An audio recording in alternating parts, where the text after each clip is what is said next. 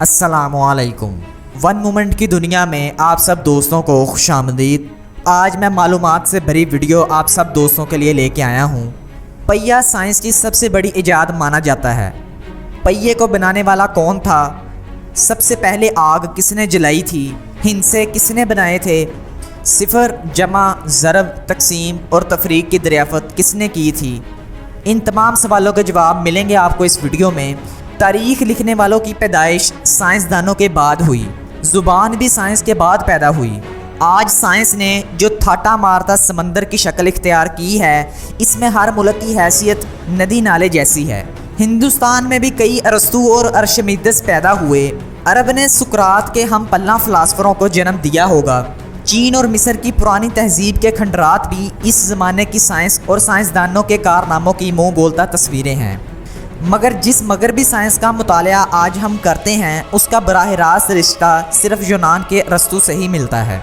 Science کا وجود ارسطو سے پہلے کسی نہ کسی شکل میں موجود تھا، مگر اسے اہم پرستی اور مہذب سے ایک باقاعدہ علم کا درجہ حاصل نہ تھا۔ افلاطون کے شاگرد اور سکندر اعظم کے استاد کے طور پر ارسطو اپنی زندگی میں یونانی تہذیب کے وسیع دائرے میں ممتاز ترین عالم شمار ہوتا تھا۔ اس کی پیدائش حضرت عیسیٰ علیہ السلام سے 374 سال پہلے مقدونیہ کے ایک شہر میں ہوئی۔ 18 سال کی عمر میں افلاطون کی شاگردی قبول کی۔ اس نوجوان طالب علم نے اپنی ساری دولت اپنے وقت کے سب سے بڑا کتب خانہ بنانے میں خرچ کر دی۔ اس کتب خانہ کی سب کتابیں ہاتھ سے لکھی گئی تھیں۔ ارسطو کی شہرت تھوڑی ہی مدت میں اتنی پھیل گئی کہ اس زمانے کا بادشاہ فلپ جب اپنے بیٹے اور مستقبل کے سب سے بڑے فاتح سکندر اعظم کے لیے دنیا کے سب سے بڑے معلم کی تلاش میں تھے، تو اس کی نگاہ ارسطو پر ہی پڑی۔ ارسطو نے 53 سال کی عمر میں اپنا سکول شروع کیا۔ اس سکول میں سائنس کے بے شمار مضامین کے علاوہ نباتات اور حیوانات کے مطالعے کے خاص انتظامات تھے۔ کہا جاتا ہے کہ ایشیا اور یونان میں تقریباً 1000 آدمی نباتات اور حیوانات کے نمونے جمع کرنے پر مامور تھے۔ ارسطو سینکڑوں کتابوں کا مصنف تھا۔ ایک اندازے کے مطابق ان کی تعداد 400 اور دوسرے اندازے کے مطابق 1000 ہے۔ یہ سب کتابیں سائنس پر ہیں۔ ارسطو نے سائنس کے کوئی دیر پر رہنے والے قوانین پیش نہیں کیے۔ یونان میں غلاموں کی سستی مزدوری دستیاب ہونے کی وجہ سے سائنسدانوں کو نئی مشینیں ایجاد کرنے کی ضرورت محسوس نہیں ہوتی تھی۔